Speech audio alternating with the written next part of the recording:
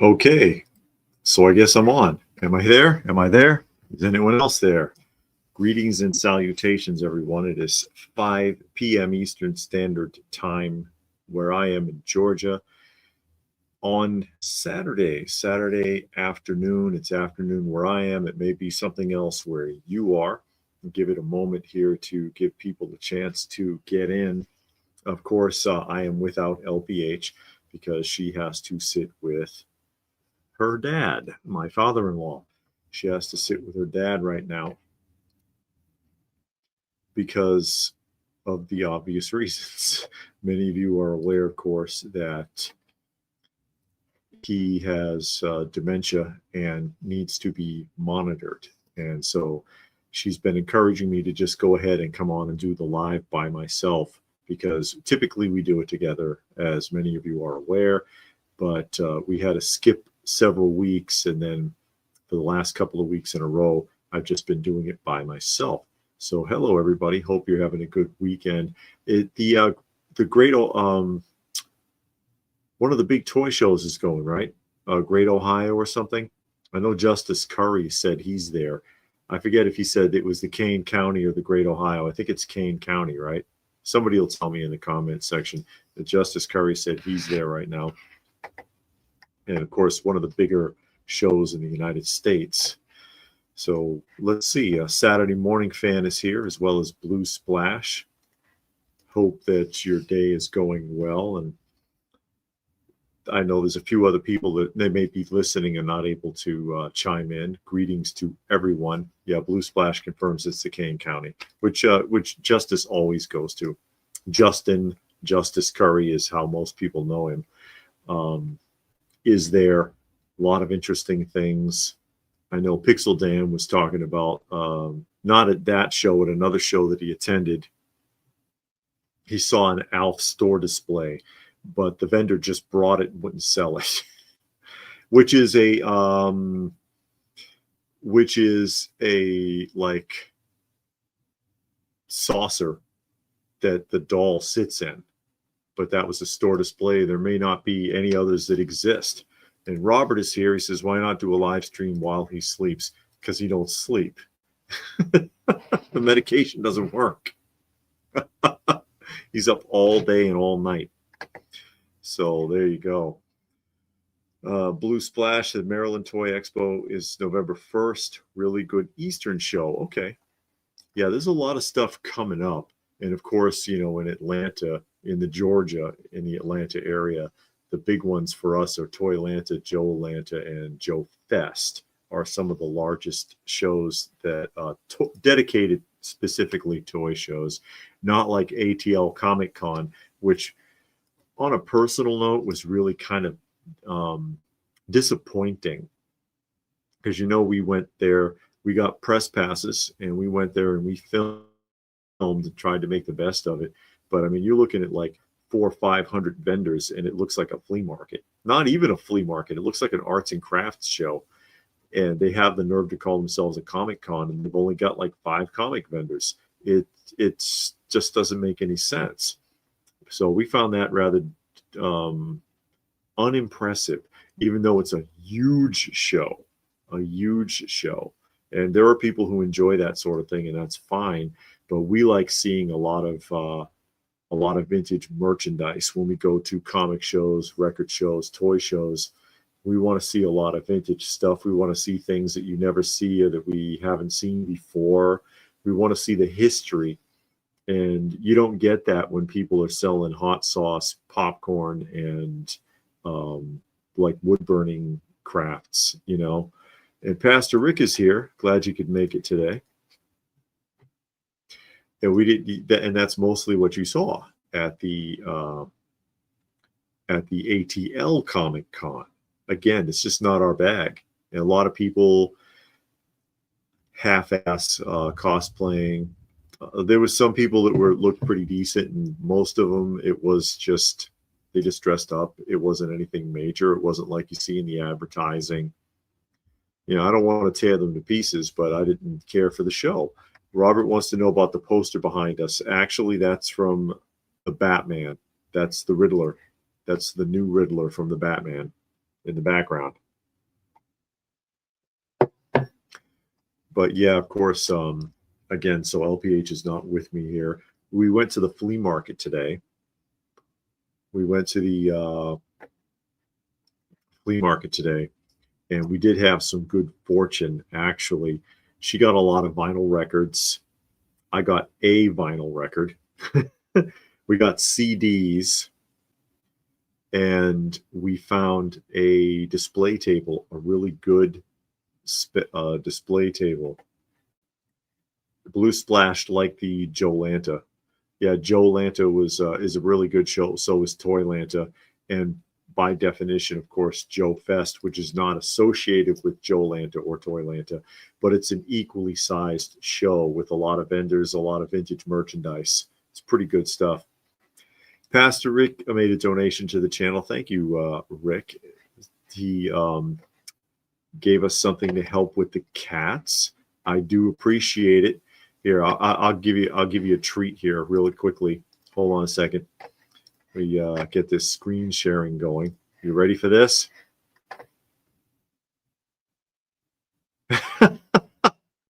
That's Uncle. The flash caught him. He looks crazy, but that's his spot right on the edge of the kitchen counter.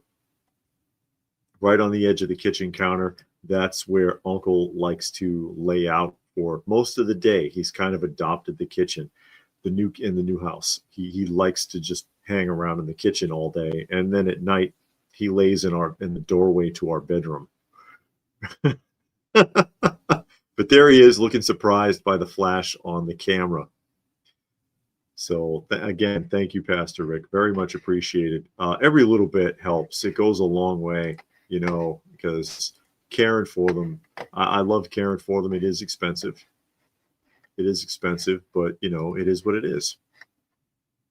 It is what it is. Somebody's got to take care of them. May as well be me, right?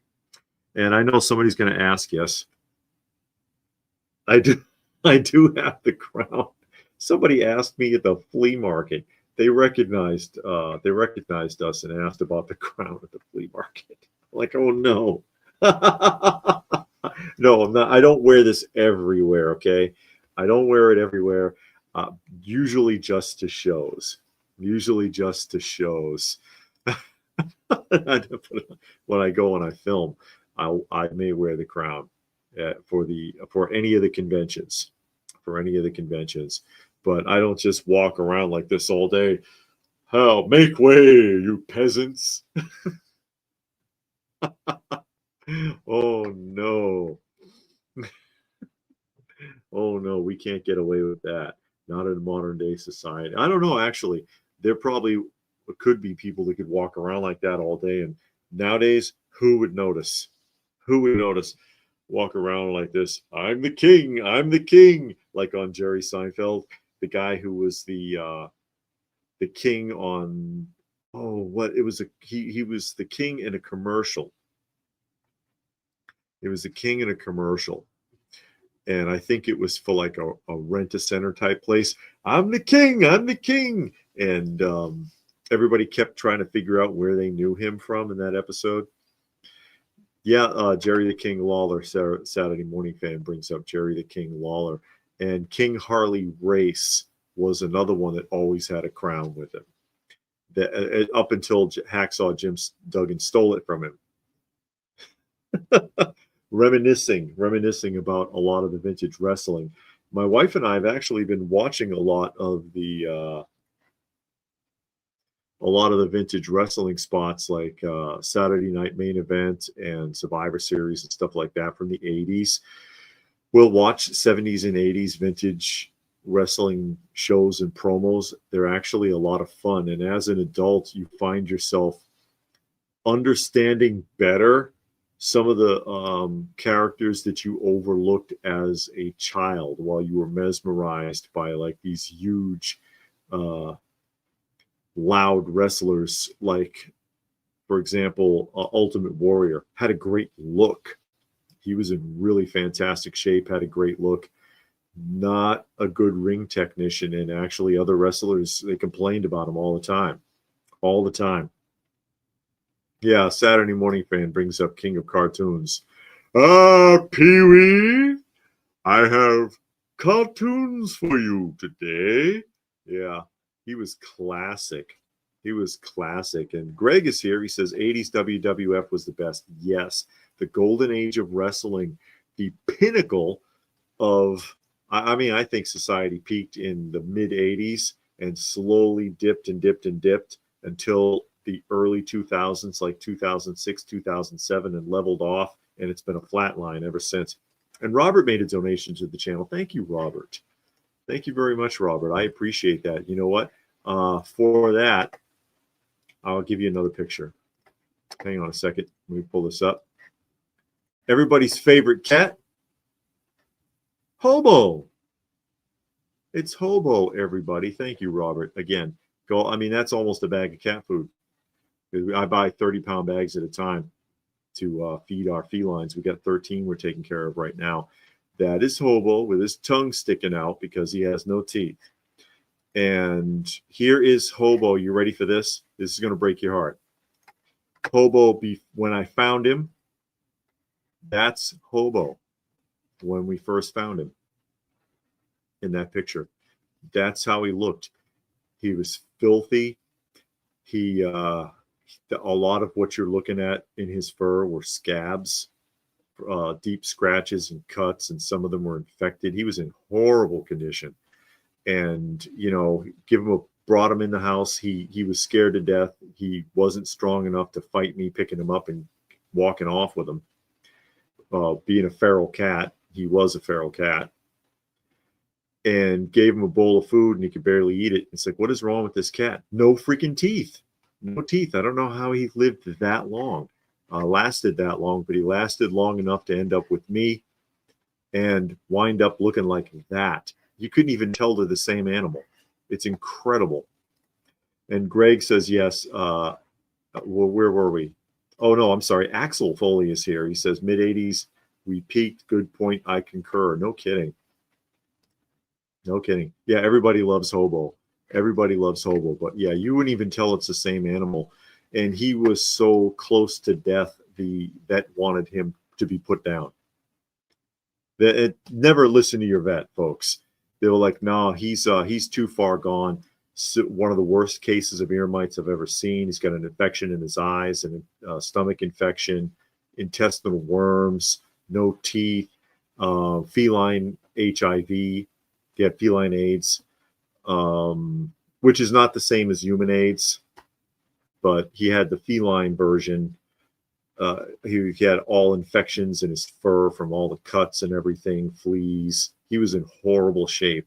And I was like, yeah, but he's trying to eat. And in my mind, I'm always like, if they're trying to eat, they want to live. And so I was like, you know, screw the vet. I medicated him myself, cleaned him up myself. And yeah, that's the result. And that's how he looks today. That's not that old of a photo, actually. Happy little fat guy. He loves, actually, from going from a feral animal living in the wild, he goes from that to a cat now that you can pick up and hug. You can wrap your arms tightly around him. He loves it. He actually loves that. He is the friendliest little guy. Yeah, Axel says never listen to a dentist either. Those trigger happy punks love pulling teeth that didn't need to be pulled. Wow. And Greg suggests cats always find their person. I adopted 2 from the shelter. That's good. And Robert wants to know how cats get HIV. Feline AIDS is transmitted through bites. It cannot be sexually transmitted. They don't get it from intercourse. They can't get it from intercourse. They get it from bites, which basically, of course, it's autoimmune, which means that if he gets sick, he's really sick. But since he has no teeth, he can't give it to anyone else because sharing food or sharing water won't do it. It has to be a bite. It has to be a bite. That's the only way they can get it. But that's stories. That's Hobo's little story there. my buddy Hobo and Dad, the two that were the closest to death when the cats that were closest to death when they were found, that I was told, yeah, you may as well put this one down. Even after Dad's surgery, they wanted to put him down. And I was like, nah, just let me take him home.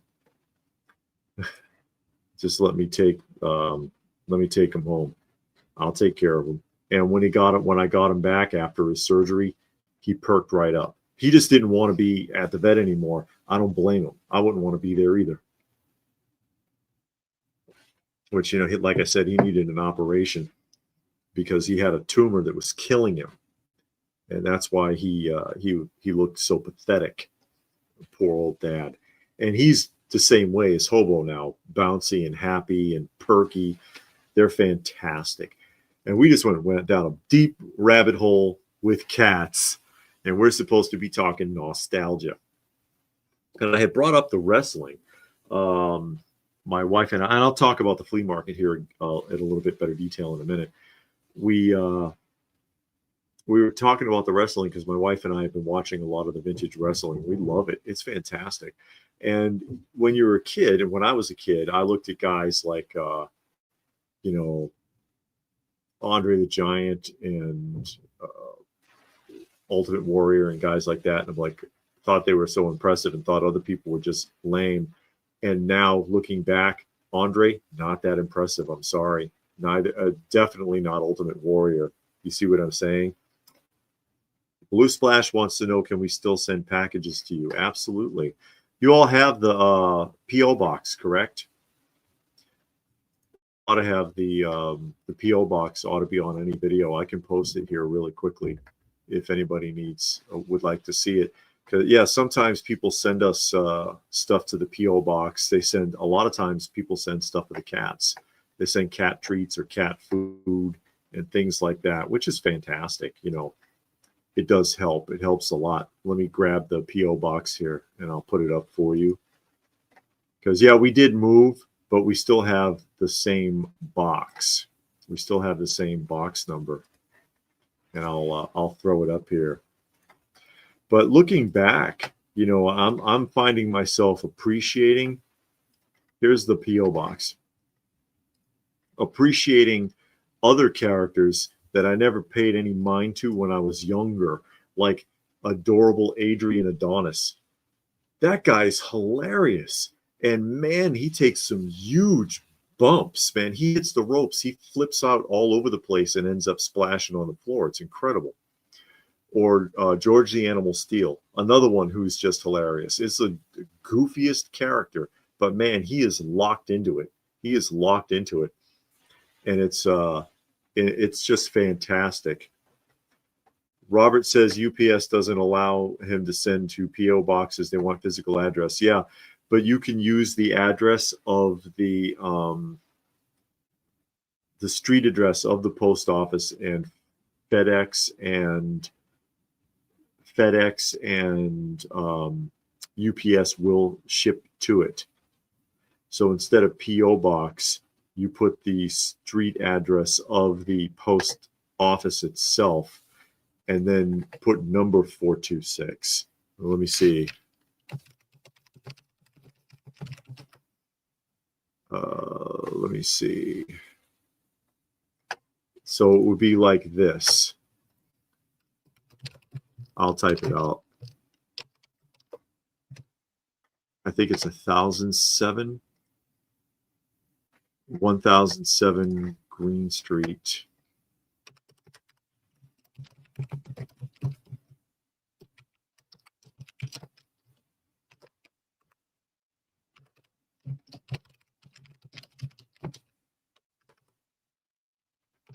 It would look, hold on a second. It would look like this.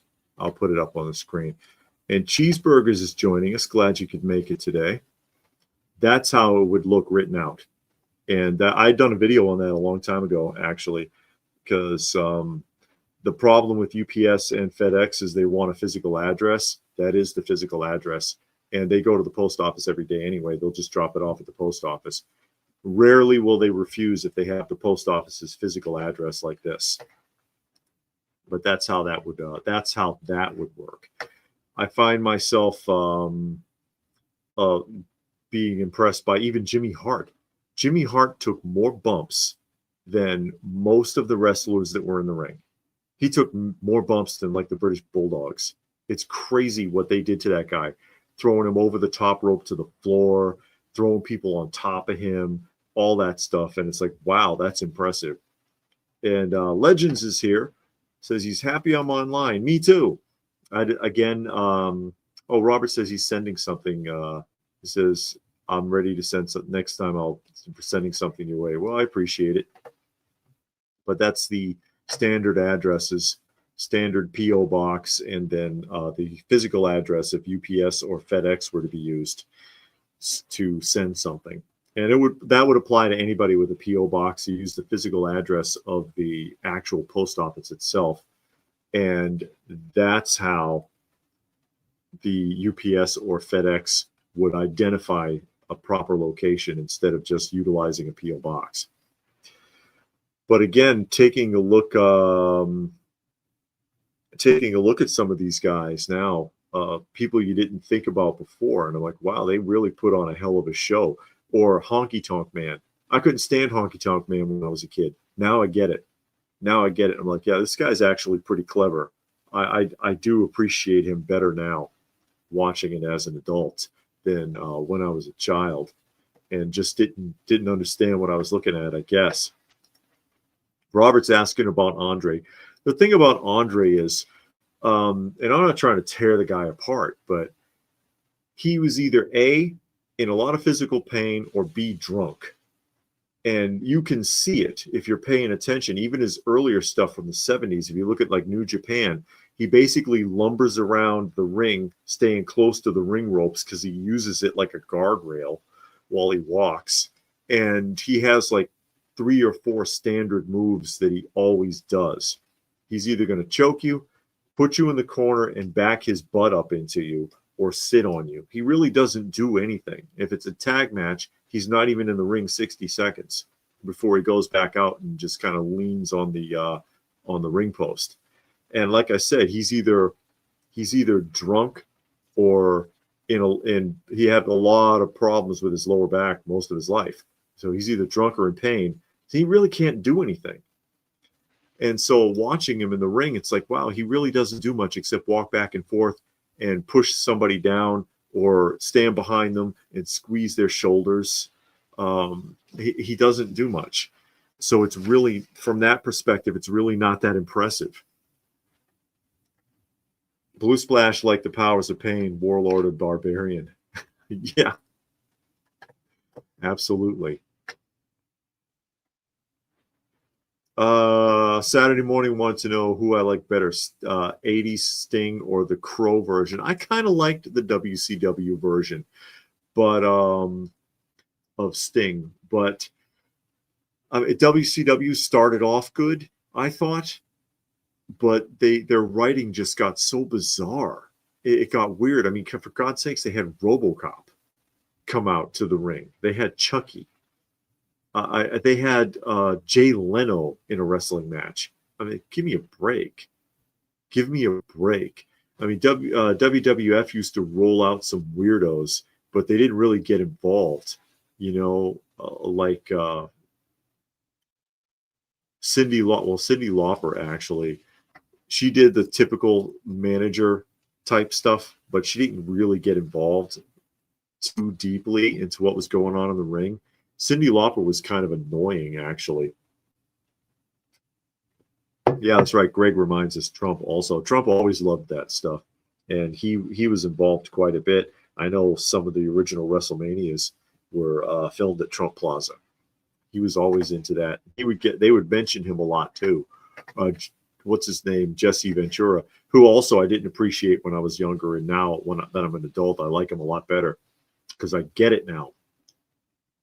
Would talk about Trump all the time. He was like, yeah, Trump's joining us this evening in my private box. And Gorilla Monsoon's like, oh, that's your box, is it? You brought him. He didn't bring you.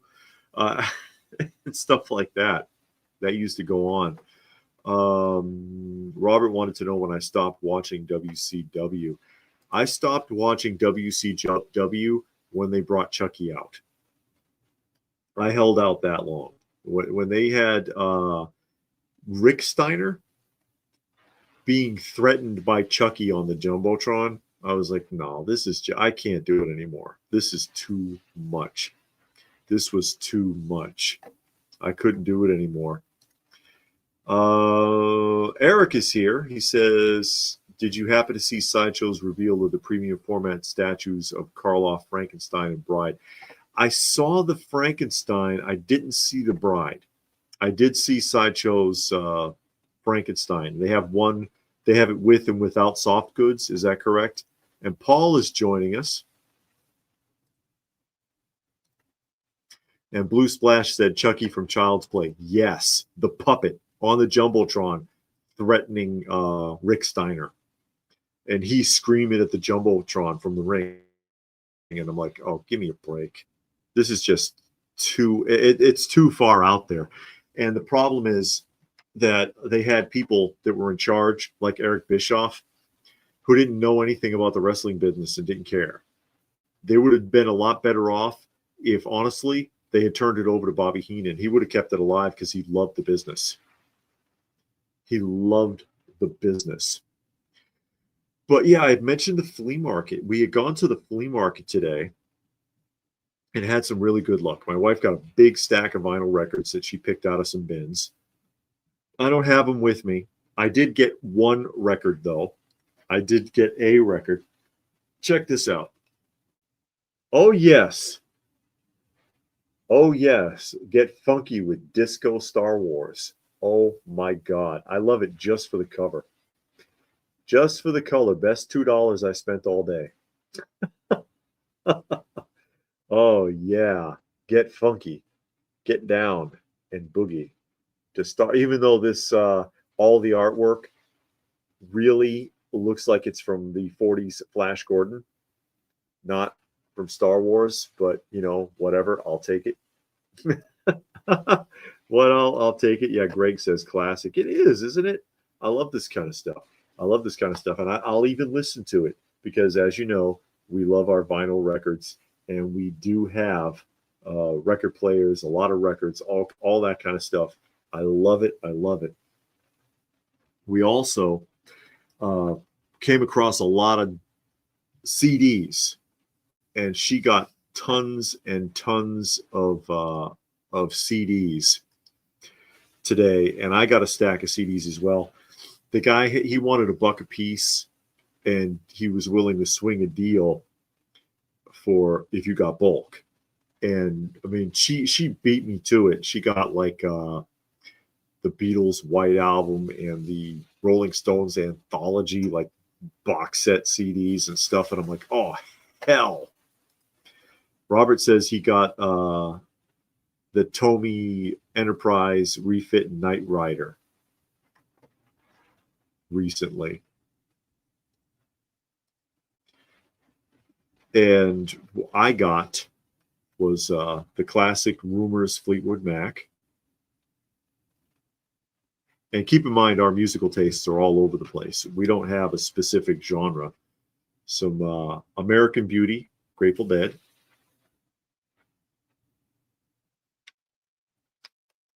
Black Sabbath, Master of Reality. And then the rest of this is all Beastie Boys. He had a crap ton of Beastie Boys.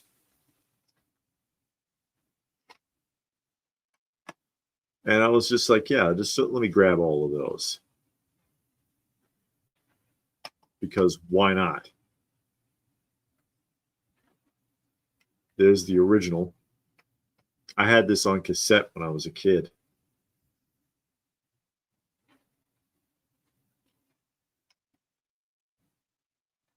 But I figured, yeah, what the hell, why not?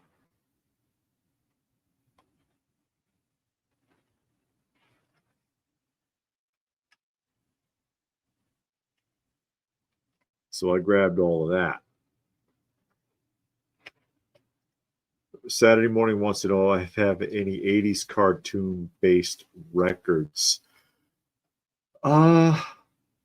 Not really, except for the Star Blazers. I do have the Star Blazers soundtrack. I do have the Star Blazers. I have the Star Blazers soundtrack, and I have the Smurfs, and I have Chipmunks. And the Smurfs one I don't get because they sound like the Chipmunks. It doesn't sound like the Smurf voices from the show, but it is what it is. Also from the flea market, I got a new display table, and I put a picture of it up on Instagram, and I'm going to show you a picture of it here now. And this is a display table that is for clothing retail. So you would normally see these. You would normally see these on, like in JCPenney, it would have jeans or sweaters and things like that stacked up on it. But I got this one today at the flea market, and I've already filled it up. In Toy Room 1, there's the photo. I got all my Jumbo Machinders and Godzillas and a bunch of the Dormai and Imperial monsters and stuff on there. And that's how I filled it up. And you can barely see it, but I've got the Mattel Eagle 1 from Space 1999 is on the back side there on the bottom. You can see it kind of peeking out a little bit there. But that helped me. I had like boxes of stuff that still I could not display yet. And my wife filmed me setting this up. So I got a video I'll put out later on, maybe tomorrow or Monday. I'll have it ready, showing the table in detail and setting it up. And it's a tiered table. So it's actually 3 shelves that are accessible all the way around. And each shelf is smaller than the one under it. So you can stack things. And I was like, oh, that's perfect. That's perfect. Yeah, Saturday Morning, correct. That's pre-show Smurfs. And they sound like the Chipmunks, basically. Robert likes the setup. I appreciate it. But yeah, and those tables are typically very expensive.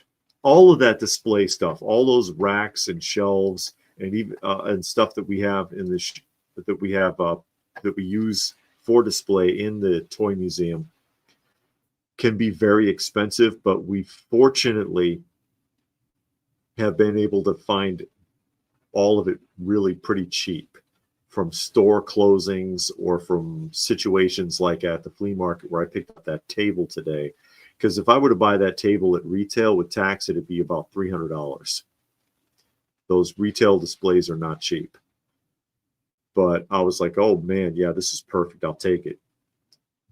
And we picked that up today, and I got the extra cases out of stuff I haven't been able to display yet and went ahead and filled it up as quickly as I could. And Tuck is joining us today.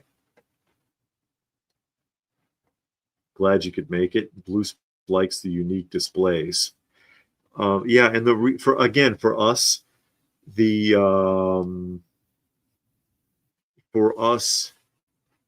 retail shelving works really well. Like you see the slat walls behind that display, or the center racks that I've got framing the room off. That stuff just works really, really well for us. And again, Tuck has joined us as well as Nerd. Glad you could make it. Eric says he loves retail displays for his collection. It gives it a finished and polished look. Yeah, and I do like the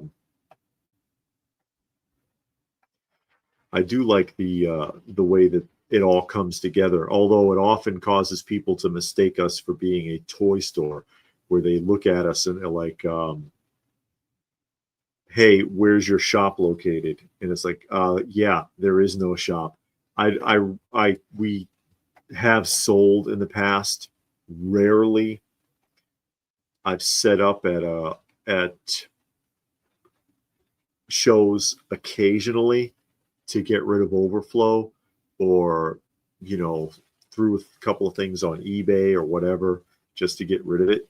But mostly we don't get rid of anything. Mostly we don't get rid of anything. And Renard is here, and he says, not only are you the king of toys, you're also the king of comics. I appreciate it. I appreciate it. I know people have been ribbing me. I should get like a heavyweight championship belt customized to go to go with the crown. You're like king of toys. King of toys. But yeah, we picked that up today. We did shoot a video of it. So I will, and I'll get that video up either tomorrow or Monday. I figure I can get that video up, and then I can, you'll get a much better look at it. You'll get a much better look at it. And Tuck saw NASCAR diecast stars in a thrift store. Bubbles were pretty yellowed from 92. Yeah, and you see a lot of that in at the flea markets too, because there's a lot of collectible stuff at the flea markets: action figures, diecast cars, 1/24th scale boxed cars, and things like that. Funko Pops. There's crap tons of Funko Pops at those shows now. The problem, of course, is it's out in the elements, and everything's yellowed and cracked and water damaged and whatever. And these people don't know, and they don't care. They don't know, and they don't care. But yeah, that's what we got today to help to set up with the display. And I like it. I like it. I think it works. Hopefully sometime soon we can get back to setting everything up, because again, you know, we got the lounge is about finished. I'd say it's about 95% ready, and that's the room I'm in now, the media lounge. And then toy room 1, about 95% ready. So that's 2 rooms that are down. And then toy room 2 and 3 haven't been able to work on them because of the situation with our little family crisis. And Blue Splash has been getting into Boglins. Yeah, the Boglins are cool. The new ones are the old ones. And Axel says, what age of comics are we in now? You know, they never established anything past the modern age. Because, you know, you go platinum, gold. There's a period where they refer to golden age as also atomic age, silver age, bronze, copper, and then after copper age they said modern, and then they just never classified anything after that. They ought to change what they used to call modern age to like tin age or something. and then I don't know what you would call the modern age stuff. Vinyl. It's garbage. The garbage age. No Saturday morning. I don't have Monster in my pocket or wacky wall walkers.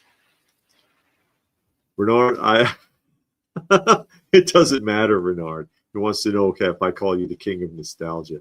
It doesn't matter. It's all in good fun. It's all in good fun. And Austin is joining us. Glad you could make it today. But where was I? As I was going on and on about the display there. I also, I'm hoping next week I'll have time to film another unboxing, because I did one last week, an unboxing video of some of the oddball things that I collect. And I do have a preview, if you would like to see a preview of what I would have upcoming in the unboxing. Also, because I mentioned it, I believe last week, I did bring out my Toontown guitar. Axel says, are the comic themes stories as good these days? In your opinion? No. Modern comic store,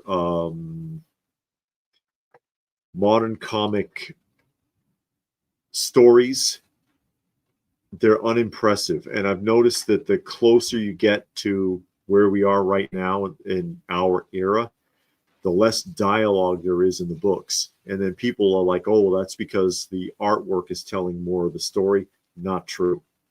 Actually, the older books had much more detailed artwork than the modern ones do in most cases. So better stories, better art in a lot of instances. It's really faltering. It's really faltering. And Kay is here, wants to know, do you ever pay more than you'd normally pay to get your last piece of a collection? If it's within reason for me to do so, because as I pointed out many times, we're not millionaires here. It's not like I can just say, oh, I'm just going to buy everything. I can't. And I've often had to leave things behind or give up bidding on something because I just can't afford it. I had that happen to me last year with Frankenberry. I need Frankenberry to complete my 70s product people collection. He's the only one I still don't have in the box. But, once the bidding passed like $600, I mean, even at that point, I was really pushing my luck. I was like, I can't afford this. And I watched it anyways. But when it passed 600, I just didn't even watch it anymore because I didn't want to know. And I'm like, God, I don't know if I'll ever be able to get the damn thing. So, yeah, I mean, if it was within reason or I thought I could pull it off and I knew I wouldn't see it again, I'd try. But it's not always in budget. It's not always in budget. Anyways, I had mentioned, oh yeah, where am I here? Preview for the next unboxing video. See if anybody knows what this is. Are you ready? Are you ready? Who's that? Come on. Come on, nostalgia buffs. Who is this? And look, it's two-sided. One side he's looking down, and one side he's looking up. And he is a figural bank. He still has the plug, made in the 1970s, blow mold, and it is a mascot. Who is he? Who is he? Somebody knows who that is. Come on now. And again, this is something that I'll have for the unboxing. Saturday morning fan is he's kind of on the right track. He says Pop-Tart toaster. Correct. Milton the toaster. Milton the toaster, who was the mascot for Pop-Tarts for many, many years. I have actually a block of commercials of vintage Milton the Pop-Tart toaster on this channel. I do have it on this channel. So you can go back and find it from like the 60s through to the Gilbert Gottfried years when he was doing the voice of it in the late 80s and early 90s. And Eric says, I gave up with modern comics, very tired of their 100 variants and scantily clad females on every cover. Yeah, and the covers aren't even that good. It may be well drawn, but it's a portrait. There's no story on the cover. And that was the whole thing. Like, I'll get the rack over here. Because, yeah, you got the comic rack. And you look at these covers, any of the vintage covers, right? There's a story. You look at that cover and you want to know what the hell's going on. There's a story on these covers to draw you in, not just a portrait of a character. And that's mostly what you get. And then they give you, like was pointed out there, 100 damn variants, because the variant covers are what's selling it nowadays as a novelty. The artwork inside and the storyline inside doesn't measure up. And so we prefer, like this one. Why the hell is Robin skiing in Canada in his underwear? I don't know. Let's read it and find out. You know what I mean? we read a lot of our vintage comics. And so you got to ask yourself, all right, where's this? Where's the story? Where's the great art in the modern books? I can't find it.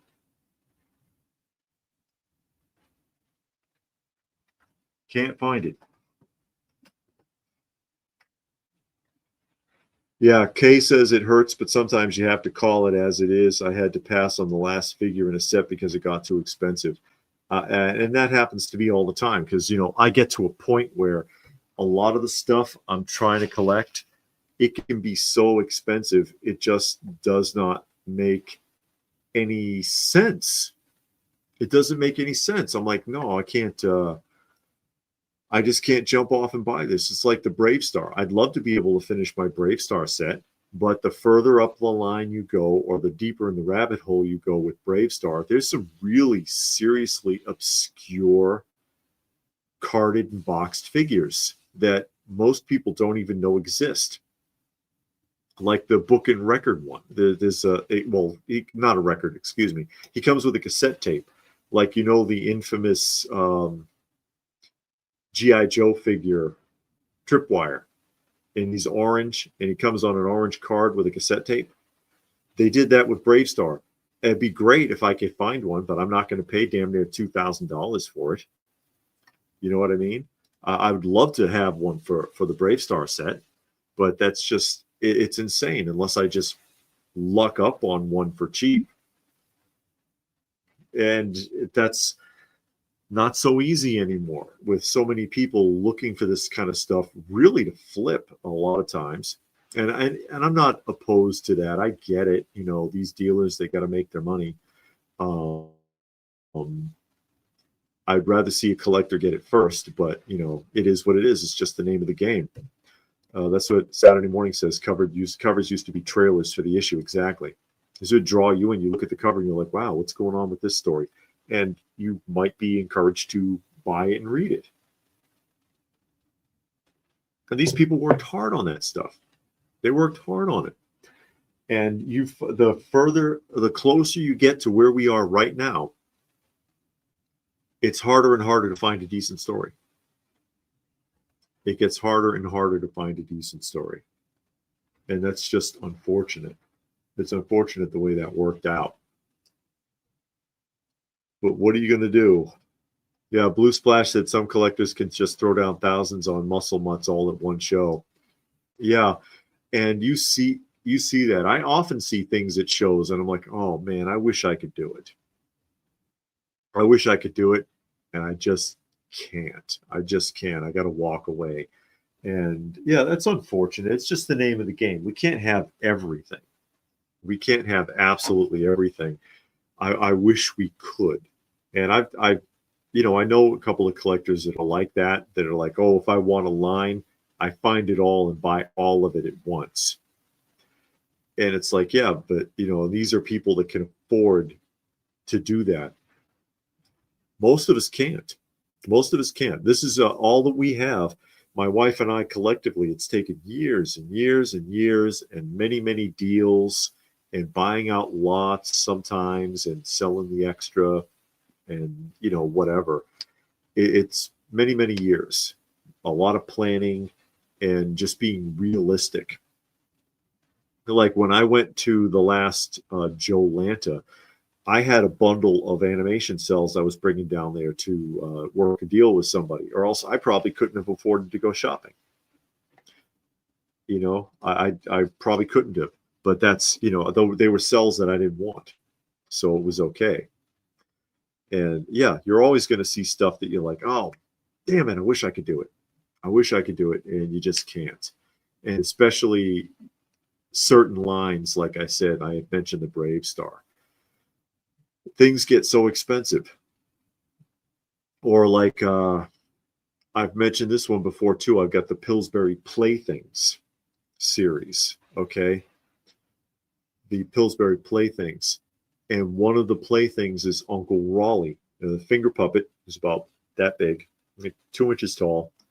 And he comes with a little car that looks like the cloud car from the Kenner Care Bears in a box.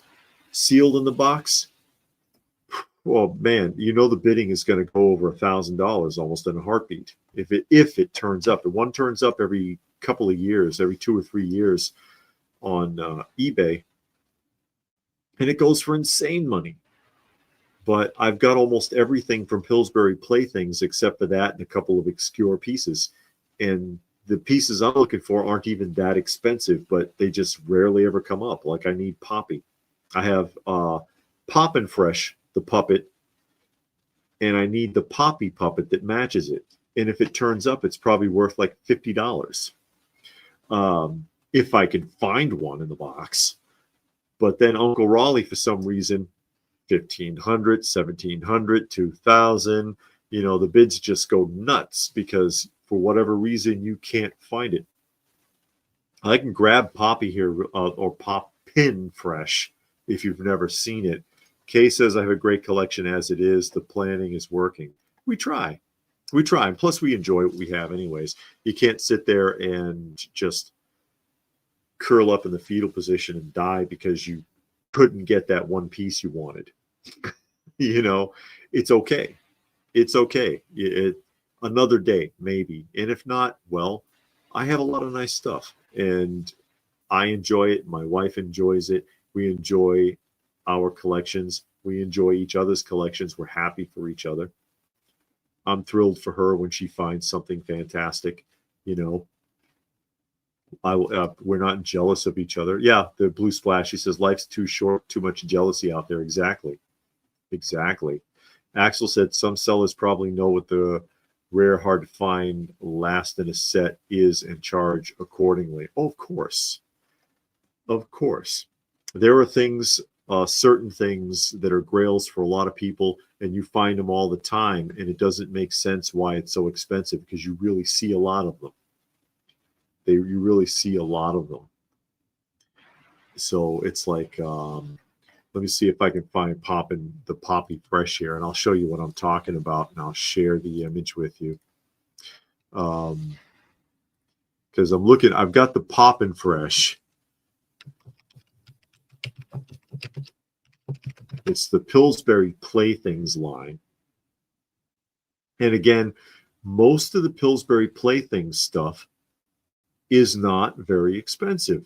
But, you know, like with most toy lines, the deeper down the rabbit hole you go, the more expensive things ultimately become. The price starts to climb, and it gets weird sometimes. I'm trying to see if there's an image of it. I don't see one. That's kind of surprising. Well, it doesn't surprise me, actually, because there wouldn't be.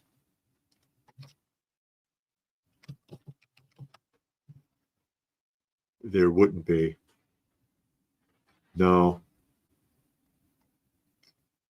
There's nothing on current or completed auctions for either of the Plaything puppets. Neither of them. But I can, like I said, I can grab mine. Robert says the grail I saw you have is the Mr. Rogers trolley and the Beverly Hillbillies truck, the jalopy. They are expensive, Robert, and they are big grails. And I lucked up on both of them, and I got them for a really great price. The grail for me from that set, from the Mr. Rogers set, is the Mr. Rogers neighborhood. Ideal made the whole neighborhood, but I believe it never got past salesman samples. So you can't find it at all. You may never find it. You may never find it. And Saturday morning saw a bagged sealed Poppy on eBay for $50. You mean the Poppy in the vinyl doll? I'll show you what I'm talking about. If you can bear with me for just a moment here, I'll show you exactly what I'm talking about.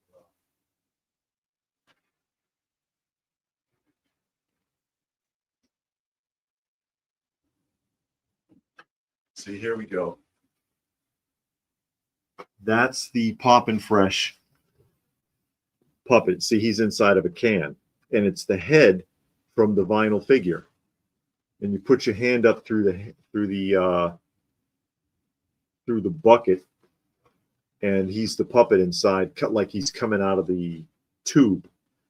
And there's also a Poppy version of this. So they made two. And I have this one, but I don't have Poppy. And even this one, you can't find it. You can't find it in the box. You can find them loose, but not boxed.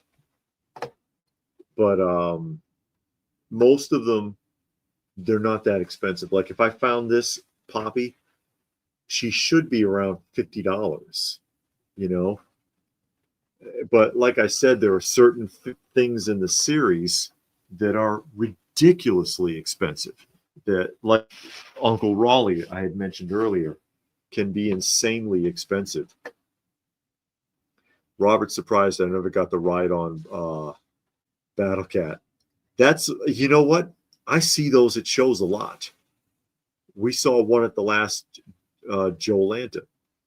And look at what they sell for. Thousands. They want a couple of $1,000 for that thing, easy, if it's in good shape. But I see them often at shows, just like the USS Flag. How many were at the when you guys were watching? How many did I find at the Joelanta? Like 5 or 6 of them, complete or near complete. So a couple of them still had the box. And Stone Sour's joining us. Glad you could make it. Kay says, one of my rarest things in my collection was very cheap, but I've only ever seen one new in packet, maybe twice. And I've also had some really, really good luck with many of the things that I have found. I've had a lot of luck and managed to get it for a really good price. And I've had, fortunately also, I guess, because enough people know who we are, I've been to shows where I've had the vendor say, you know what, are you going to put it on the channel? And I'm like, oh, you've seen the show? And he was like, yeah, if you're going to put it on the channel, and they'll give me a really, really good deal, knowing that I'm not going to turn around and flip it. Robert knows if they ever made the Hamburger Helper puppet. No, they did make Hamburger Helper merchandise. Like I know there's a clock and there's a transistor radio and stuff like that. And a cookie, I think it's a cookie jar, but I don't believe they ever made like a vinyl figure and things like that. And Spike is here. He says, I don't find much that wows me, but I'm always looking. Doesn't hurt to look. Doesn't hurt to look. Saturday Morning says bagged listing says it's 1971, but bagged, not boxed. Boxed listing says Pillsbury Playthings from the 70s. That one may not be the right one. Comes in a blue box. The one in the blue box is the official Pillsbury Playthings series that was sold out of the Sears catalog in 73 and 74. And there's so many of them have two different box types. There's the box type where it has a form around the figure, and then the box type where it's got like a grip for the figure, but the exterior box is the same. And yeah, you can find those in the Sears catalog. That's where they came from mostly. So they did, and the two easiest to find, because for some reason they made 1 million of them.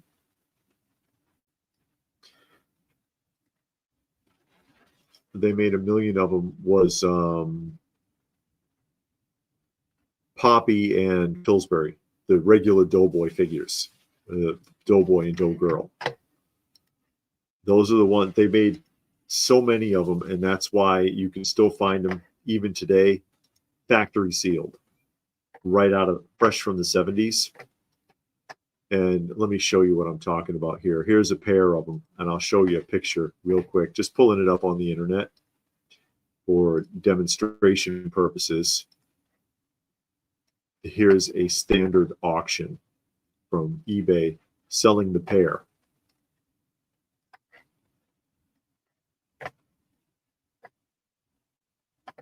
See? And this person only wants $45 for the pair, and they're sealed. That one still has the price tag on it. Actually, I think that's a Target price tag on that one. But those are genuine 70s ones, and they're still factory sealed. 45 or best offer plus 684 for postage. See, that's not bad at all. That's a really good price for those. Kay says great to catch a live stream, sending the best to LPH. Yeah, all the blessings and all of the well wishing we can get right now. Bernard wants to know if I have a collection of classic Pillsbury TV commercials. Not a specific collection of commercials like that, but I do have them mixed in with other things. Like I have vintage 70s and 80s Christmas commercials and Thanksgiving, and which I think I'm the only YouTube channel with a Thanksgiving collaboration of vintage commercials. Halloween. The one you'll see the most of is Christmas. Easter, Mother's Day. I've done a lot of those. But not one that has only Pillsbury in it, but Pillsbury inside of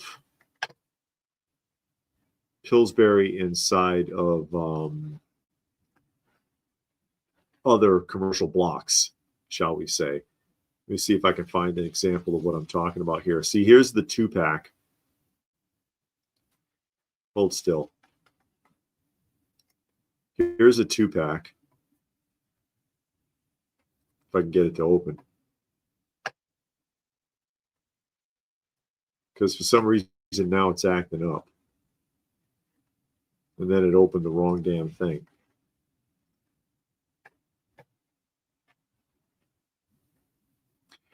Yeah, for some reason this is acting up. The computer. You can see it there though. Anyways, there's the 2-pack. It says $39.99, and there's 2 versions of the 2-pack, but the only difference is the interior box. And I'll scroll this down here really quickly. See if I spot anything else that's currently for sale on eBay. These kits are also part of the Pillsbury Playthings series, because you see there's a little apron and stuff with that same checkerboard pattern. I don't have that. You know, I wasn't interested in it, just the figures.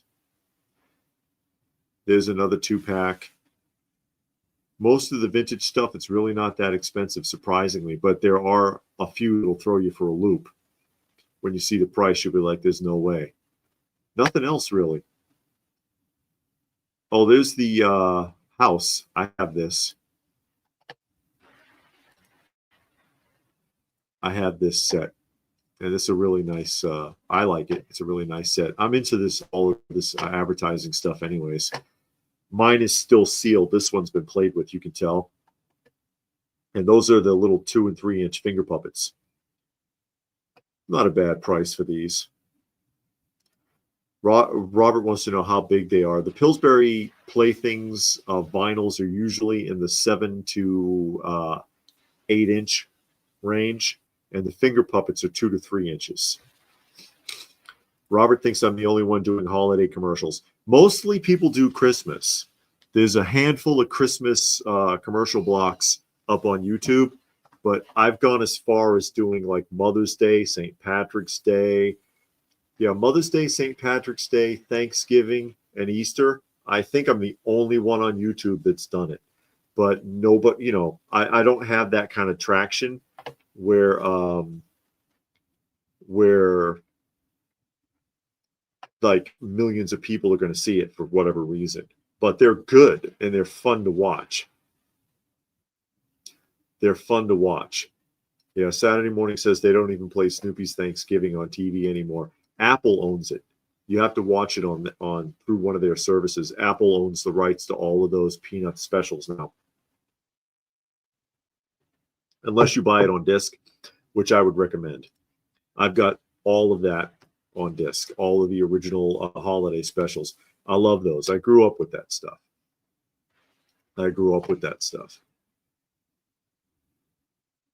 But yeah, I love this kind of stuff, and I'm really close to basically completing my entire Pillsbury Playthings line of vinyl figures, which look like they go. Robert says no Father's Day. I couldn't find any Father's Day commercials. I couldn't find any. Spike wants to know if I have tin wind-up. Tin wind-up? No, I do have. Well, technically, yeah, I do actually. The oldest one, no, it's lever action. It came in 2 versions, and that's the Structo pressed steel tank. Spike, the Structo pressed steel tank. Hang on a second, because I think it's handy right here, and I'll show you what I'm talking about.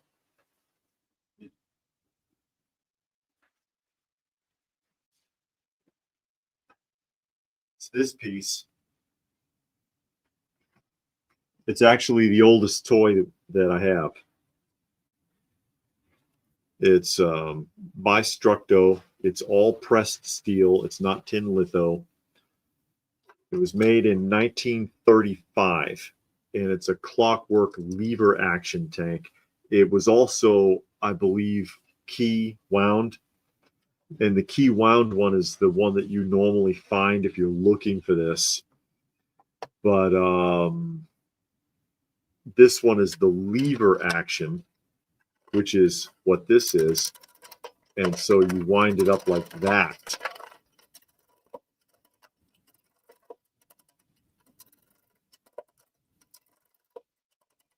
And then you release it, and it still runs.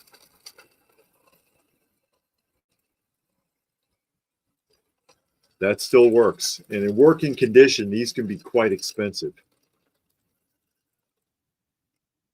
And again, this was made in 1935. Weighs about 4.5 pounds.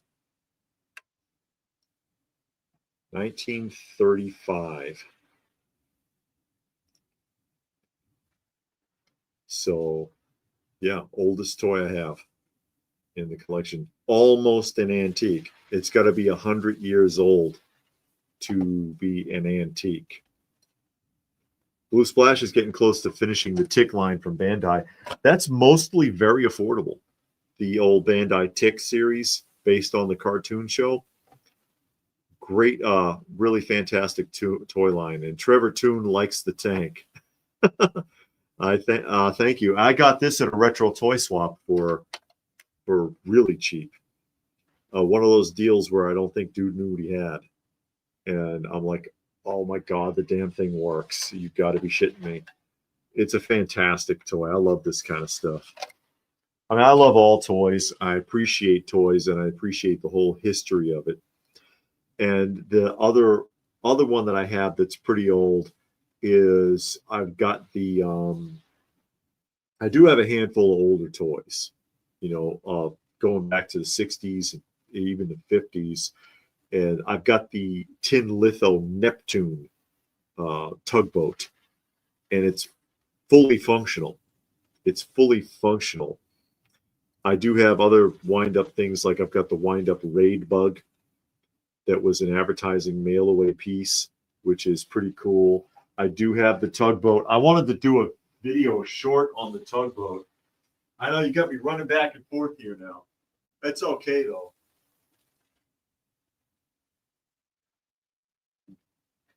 I mean, I don't mind sharing, because, I mean, that's the whole point of the channel, really, is for us to share this kind of stuff. That's this one. This is not a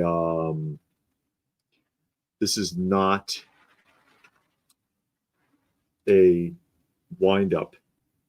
And this one is a tin litho, and this one is battery operated.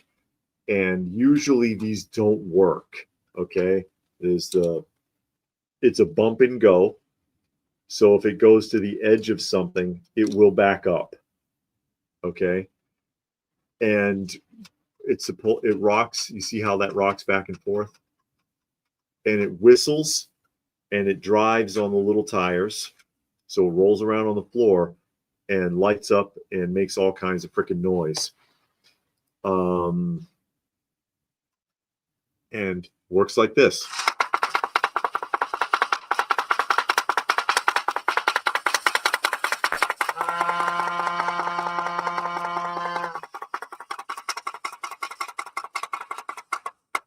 And I found this at a retro toy swap also. And I'm like, holy crap, the thing still works.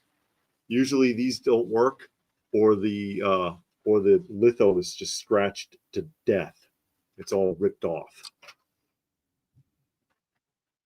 Axel wants to know if I would sell my collection for €1 million. I don't know if my collection is worth €1 million.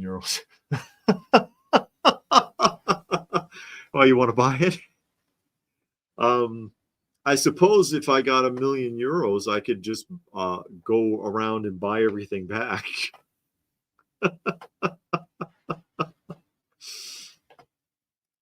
Space Knight is here. Wants to know if Ultraforce from the 90s had vehicles. Yes, the Ultraforce line did have vehicles. Am I thinking of the right thing? Ultraforce from Malibu? The Malibu Comics Ultraforce? Is that what you're talking about? I do believe they had vehicles. My wife has those figures. They're not on display, though. They're not on display, though. I don't have anything Speed Racer, Robert. I don't have anything Speed Racer. Yeah, Axel said dollars or euros, either way. I think, isn't the euro just a hair more than a dollar? I think, doesn't it translate a little bit more than a dollar? I don't remember. And yeah, Saturday morning telling us about June Lockhart from Lost in Space passing away recently. Now, I did make up, I did mention, because last week I brought up Fraggle Rock. We talked about Fraggle Rock because I have the box set. And I mentioned that I do have, people asked about merchandising for Fraggle Rock because they really didn't do a lot. They didn't do figures or anything like that at the time. And they did do other merchandising like this. And this is what I had mentioned. And that is my Fraggle Rock guitar from Toontown. See? It's a Fraggle Rock child's guitar. Rockin' guitar, it says. By Toontown. And I used to have a collection of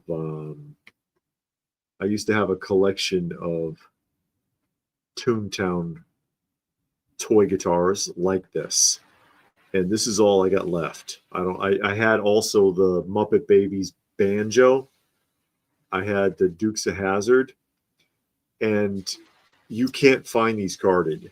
With the card, you'll never find this. It's very niche also. So if I try to sell it, I'd probably have it on eBay forever. But it wouldn't be cheap. It wouldn't be cheap at all. I also used to collect the guitars from Mattel.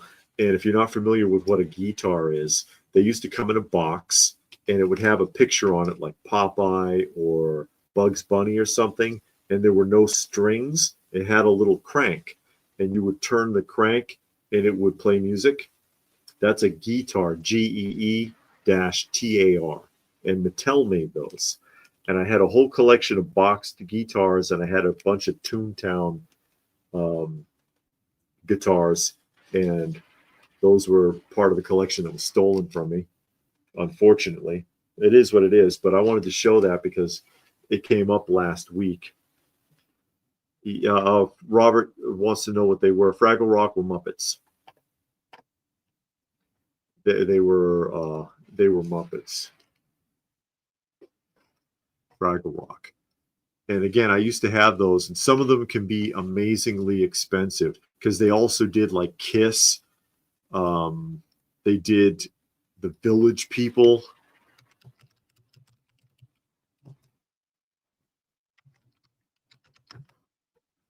And some other stuff like that. Incredibly expensive stuff.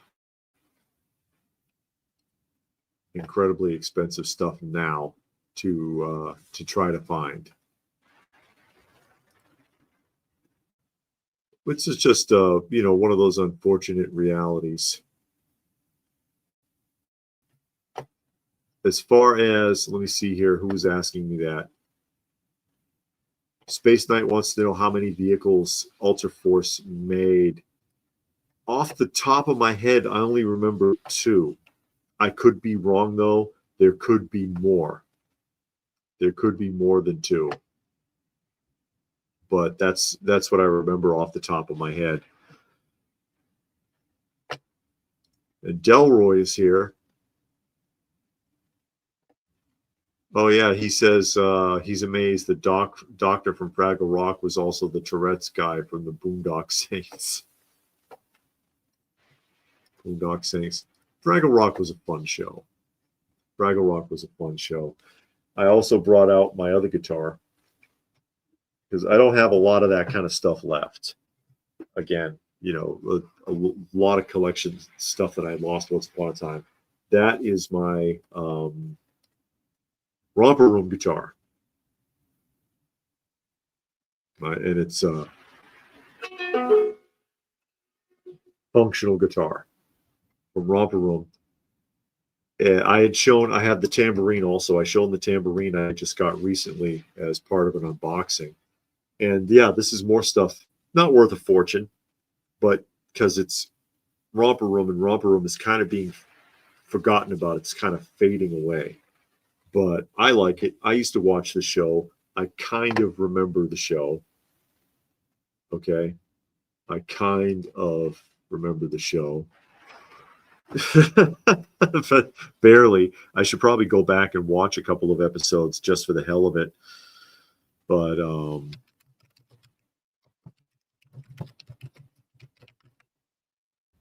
it is what it is.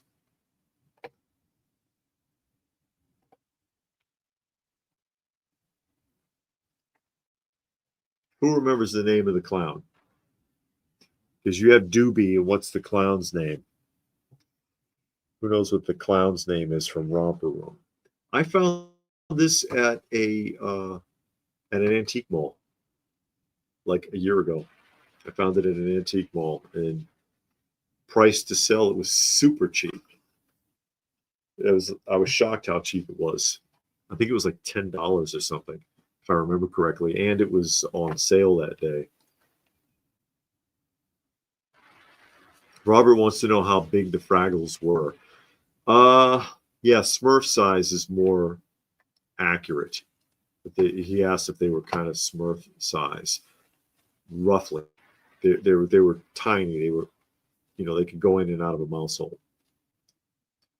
Blue Splash wants to know if I still have mezcals. Yeah, I do. I still have some mezcals. I sold a bunch, but I do still have a few. I don't have them on display anymore, though. I put them all away. And since we're talking about guitars, we may as well bring out the big band. There's the big band. It's just an old rack toy. But you got your flute. You got, I don't know what that other thing is supposed to be. It's like a recorder, a flute, and a little tiny guitar that looks like you couldn't possibly play it. And then it does come with a pick, though. You get a pick. This is a 70s rack toy. It's got a JCPenney price tag on it for $1.49, which I think is overpriced for this. For the 70s, $1.49. Give me a break.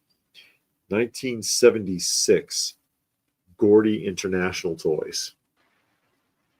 I'm not huge on rack toys. I do have a handful of rack toys. This stuff's getting expensive. People are going back and looking for a lot of rack toys nowadays. And the prices on a lot of it is starting to really climb, especially if it's themed. Like this probably wouldn't be too much because there's no specific theme to it. But if it had a character, because they would take this and they would just change the litho on it. And so instead of a little picture of kids, it would say big band, and they'd have like Fred Flintstone there. big band, and then there's Scooby-Doo. There's the Banana Splits, Darth Vader. They just put anything on there and repackage it, the same stuff over and over and over again. So if it's themed, that it will sell better if it's got some kind of franchise behind it. Otherwise, not as likely to sell. Not as likely to sell. Spike wants to know if I just post on Facebook. Have you thought about Discord app? You talking about advertising when I'm going live or putting videos? Because yeah, obviously we're on YouTube, and that's primarily where I put videos, is on YouTube. I post links to Facebook. Discord app, I'm not familiar with. Actually, I'm not familiar with with Discord app. If you have any recommendations about it, I'll listen to you. Certainly. Let me write that down.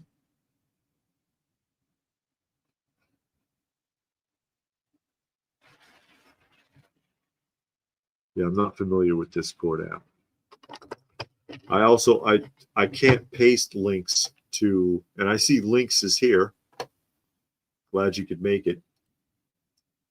I don't really post links to Instagram.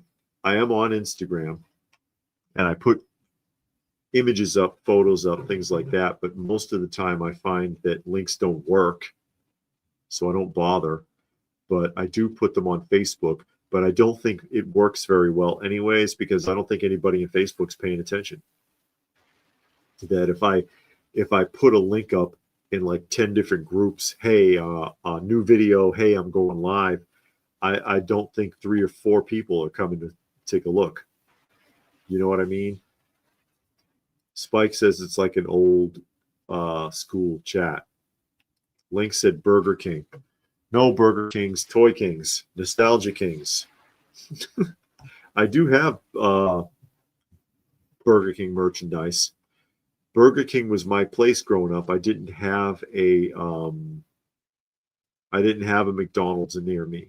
Not close. Burger King was closer than McDonald's was in my neighborhood. Plus, I was in the Burger King's Kids Club, and so I got free food every month. They would send a calendar to my house with coupons, and I would go and I would get free food.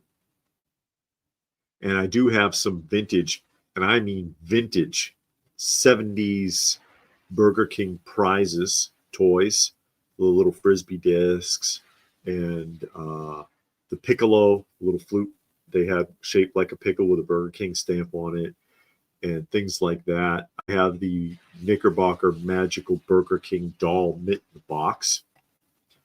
And Lee is joining us. Glad you could make it.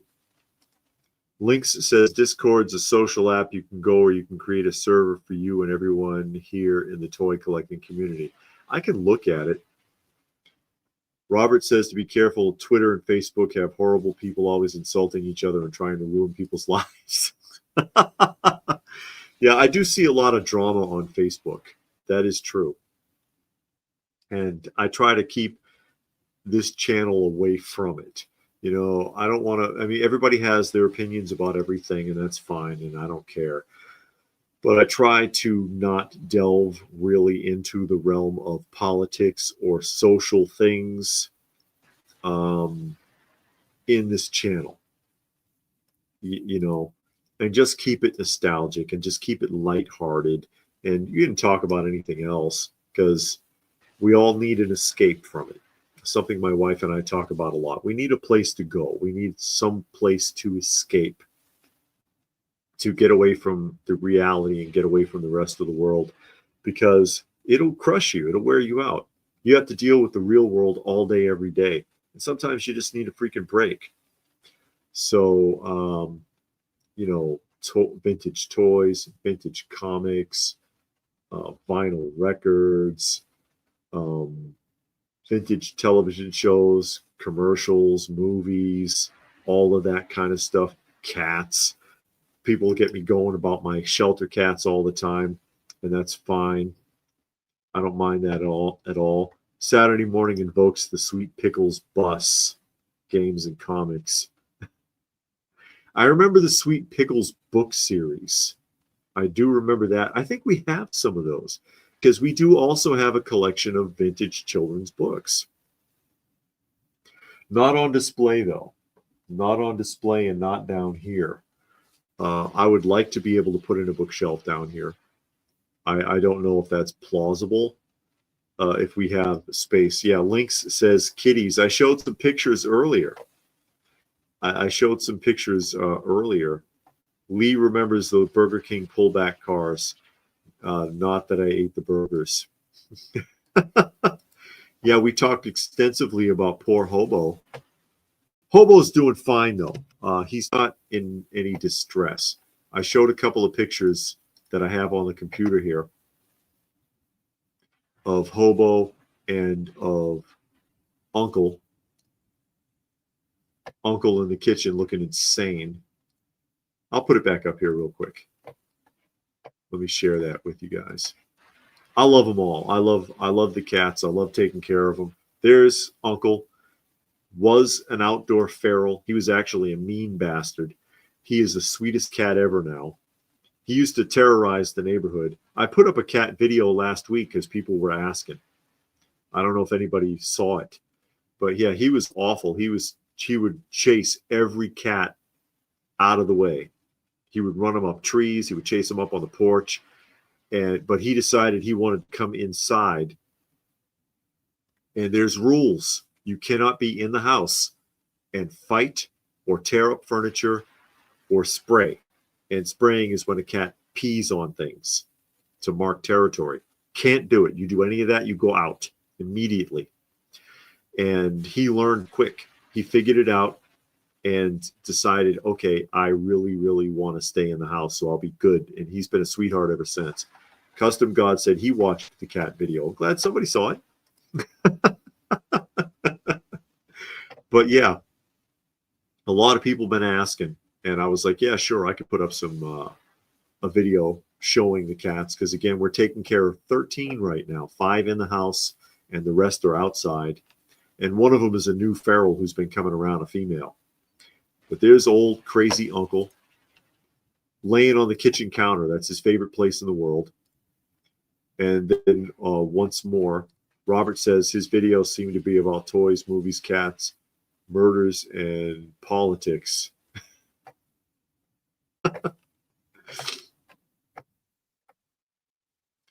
AMH says you should enable posts from the community on your page so we can share our pieces and cat colonies. Where on the Facebook? Are you talking about the Facebook? Because you should be able to post to the Facebook. And again, everybody's favorite, there's Hobo. AMH says on YouTube, posts from the community, enable posts. I can look into it. YouTube enabled posts. I'll write it down.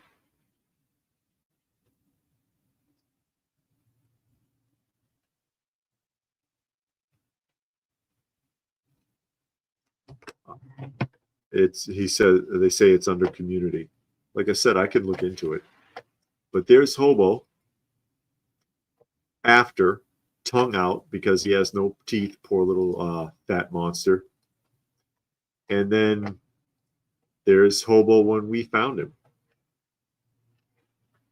Really near death.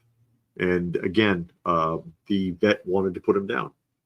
The vet wanted to, oh, this one's not going to make it. You're probably better off if you just let us euthanize him. And I'm like, I don't think so. Because I never trust them. I never trust that. I think if the cat, you can tell. I think you can tell the cat wants to live, he'll live. And he did. And that picture was taken like, what, 3-4 years ago? 3 or 4 years ago. And now this is him. You can't even tell. You can't even tell that it was the same animal. Can't even tell it was the same animal. It's amazing what a little love will do.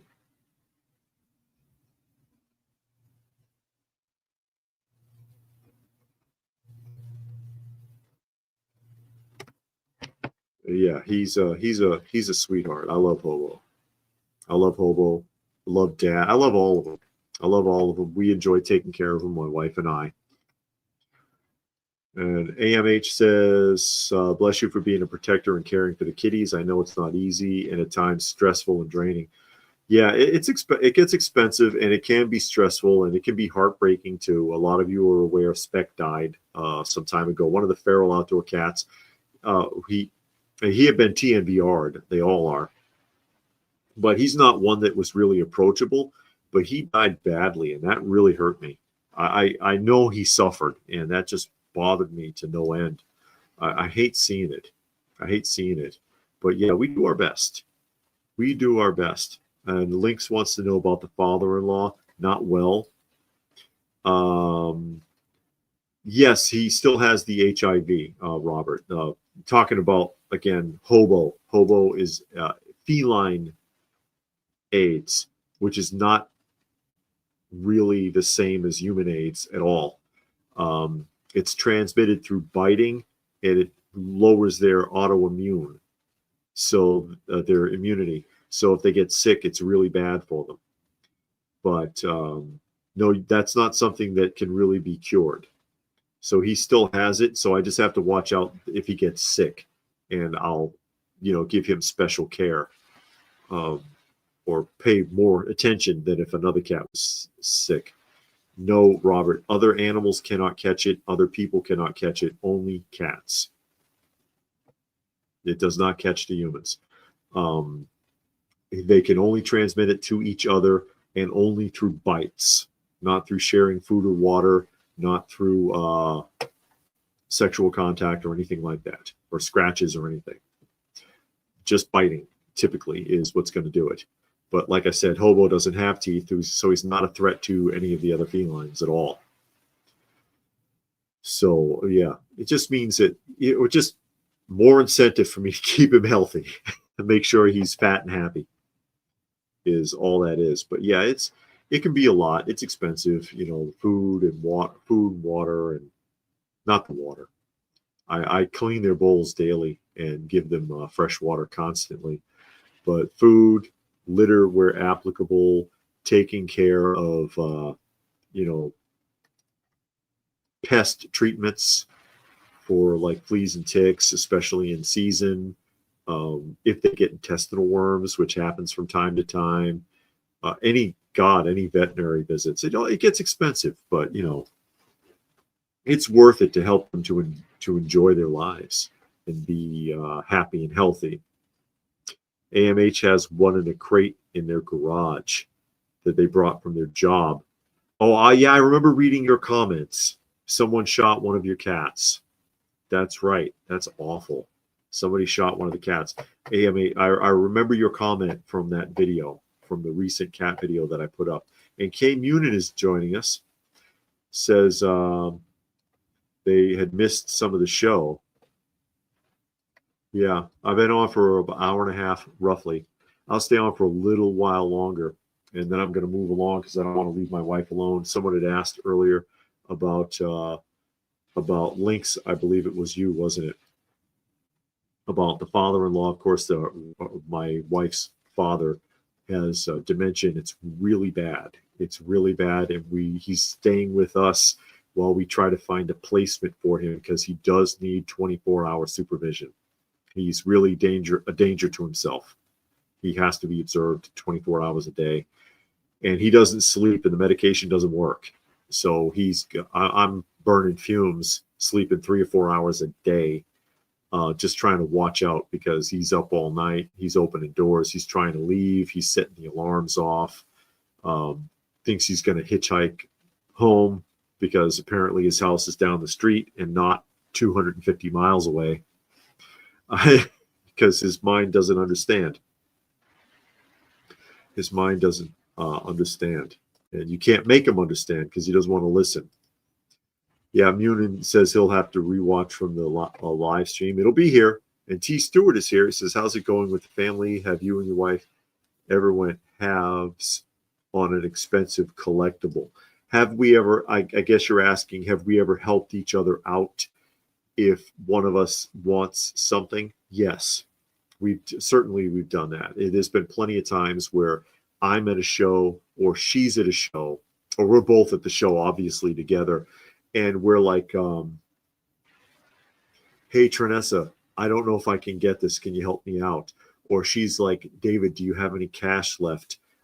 I came across this thing and I don't know if I can cover it. Yeah, of course we help each other out all the time at shows. Absolutely. And AMH, thank you, AMH, made a donation to the channel to help us with our felines. Always appreciated all the help we can get taking care of our shelter pets. We've had as many as 22. And right now I'm down to 13. I had 14, but I adopted one away recently, and that was the one that I found in South Carolina that I brought back because I'm insane, and no cat left behind. And then we have the one that I call Stranger, which is not from the clouder I transported. Lynx wants to know if I have Dairy Queen kids meal toys. I don't think I do. I have a couple of things from Tasty Freeze, but not Dairy Queen. But I had that one because we moved recently to this house, and I had a clouder that I was taking care of at the old house, and I caught them all and brought them here because I just could not just walk away and leave them. I couldn't do it. I was like, no, they're coming with me, or I don't think I could live with myself because it's just not right. They've come to trust me and rely on me for help, for a meal, for shelter, whatever they need. I can't just walk away, and I wouldn't do it. So yeah, they're all here now. I brought the whole clouder here, transplanted them. Trevor Toon, yeah, went through the same thing with his dad, dementia, passed 2 years ago. It's very difficult. It is very difficult. It is very difficult. It's hard to watch them deteriorate. I mean, I've known the man 15 years. He doesn't know who I am. He does not recognize me. He knows my name, but he thinks I'm someone else named David. He remembers the name, but he thinks I'm someone else entirely. Some David he used to work with, not David, his daughter's husband, who apparently isn't married. And sometimes he doesn't know who she is. It's really sad. It's really hard on her. I feel bad for her. And I try to help as much as I can. Yeah, I had a bunch of pickups. I had shown them earlier. Some stuff that we got from the show. Most notably, I'll show this again. And I'm doing a video on this. Or we did a video. We filmed it. I just haven't put it up yet. I'll probably put it up either tomorrow or Monday. I'll show this again. No, not all of this, just the table. That's a retail clothing display table. It's a 3-tiered table. And from the base up, it's a pyramid because each shelf is smaller so that you can stack things around. And I got that at the flea market today. And I was like, it was cheap. It was really cheap. And I know what this table is because, you know, we look at a lot of retail shelving and displays for our museum. And that table with tax, it probably cost me $300 to get it new. And I found it at the flea market for practically nothing. And I was like, oh my God, I'm taking this home. And already got it filled up in the display. You see, I got a lot of Mattel Shogun Warrior Jumbo Machinders on there. I got the Shogun Warrior Godzillas. I've got the Dormai and Imperial Monsters and Godzillas on there. Yeah, Munin said it was kind to transport all the cats with me. I mean, I love them all. I love them all, and I really care about them. I couldn't just leave them behind. I just I just couldn't leave them behind. To me, it would have been cruel. It would have been cruel. Like I said, I love them. I think most of them, I think, there's a few that only come around for the meal, but the majority of them, I think they like me. and especially Dad and Hobo in particular, they obviously really like me. Twin, the one I call Twin, has gotten to really like me. And it would have been an evil thing, I think, to just ignore them. Robert wants to know if I found the one that was trying to stay away from me, Spice. And yeah, I did finally catch him, and he is with the rest of the clouder. He mellowed out after he saw everybody. I think he was scared because he didn't know what was happening. Because I would catch him one at a time and move him. And so he was hiding from me for the longest. It took me a month of going back and forth to the old house to finally catch him and bring him here. But when he was reunited, he calmed down quite a bit. But yeah, that's the new table. We did a video of it. I think it fits great. That's Toy Room 1, which again is about 95% complete. I think it's complete enough that I can do an official tour of that room now. And hopefully sometime soon,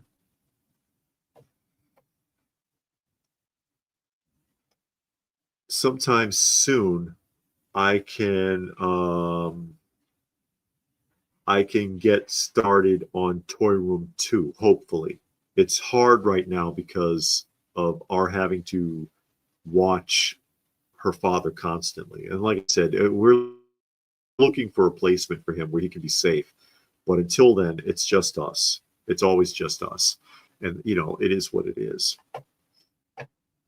Oh, Rob, Blue Splash, I feel you. Said their mother had dementia and had to stay home with her for 6 years. It's extremely rough. Yeah, it's really bad when they don't know who you are, or if they're a runner, and he's a runner. He's what they call a wanderer or has wanderlust, where he thinks his house is down the street and around the corner, and he's just going to go home. And it's like, no, you can't do that. You're not in South Carolina. You're in Georgia. No, you're lying to me. I don't believe that. Okay. And you got to convince him. And that's hard too, because like I said, he doesn't know who I am half the time, or most of the time he doesn't know who I am. Lynx wants to know, what's the green dinosaur they stole in California gas station? What do you mean? What green dinosaur? Is there a green dinosaur on the picture you mean? Or some other green dinosaur you're talking about? Munin likes the display table. I think it worked out great. And I like how it's how, like I said, it's like a pyramid design, and it comes in round, square, rectangle, or ovular. And this one is an oval table. So what I think that's a perfect shape, actually. If I was going to pick from the 4 basic designs, oval would be the shape, because there's no sharp corners to bump into. And it's tiered, as you can see, so you can display really well with it. Yeah, Robert, I have some empty spots because they're wish spots. There's, you know, I'm still looking for certain things that would fill those spots, and hopefully one day I'll have them. But then if I keep a gap open, I won't have to rearrange the whole damn wall to fit it in. Robert, he says, put a GPS on him. Actually, we have tracking in his phone, and that's how we found him a couple of times when he's gotten away from us completely. There's been a couple of times where he has managed to sneak off, and we've been able to locate him because he always has his phone in his hand. We can't actually put a GPS on him because that would be illegal. Only the nursing home could do that. Oh, okay. Legends explains. He says, Claire, the green dinosaur from a gas station in California, stolen earlier this year. I did not know that. No, I don't have Claire. I don't have Claire. No. But yeah, I think that's worked out really well for us. I'm liking that display and where it is and how it's set in there. Hopefully I don't overwhelm the room, because, you know, as more things are brought in, and I do, like I said, I do sell from time to time, rarely. And Robert wants to know, what are the wish spots? I did a video showing some of the wish spots, I believe, didn't I? I think I did. But yeah, like the Mark's Safari, I don't have the Jeep, the truck, or the tower. I have everything else from Mark Safari except for those three pieces, which are very hard to find in the box. The Pathfinder Jeep from Steve Scout. I need to find that in the box. Certain things like that, you know, that are pretty tough to come by. Of course, Frankenberry from Pillsbury Playthings, not Pillsbury Playthings, excuse me, I crossed my wires. From Product People, Frankenberry in the box, the Ideal Lady Elaine Fairchild puppet. I have a spot open for. Decompose from Inhumanoids in the box. I have an open spot for, as well as the Liquidator. I have a spot for the Liquidator on the card because I have the other three figures carded. Things like that. That I've got just extra space open, so that if I do find it, like I said, I don't have to rip the whole wall down and start from scratch, because that can be a nightmare. I just left a few gaps, a couple of gaps here and there. And like I said, I think I did do a wish video showing some of the gaps after I got the slat walls up. A month or two ago? I think a month or two ago. But anyways, how long have I been on? Almost 2 hours now. I've been on almost 2 hours.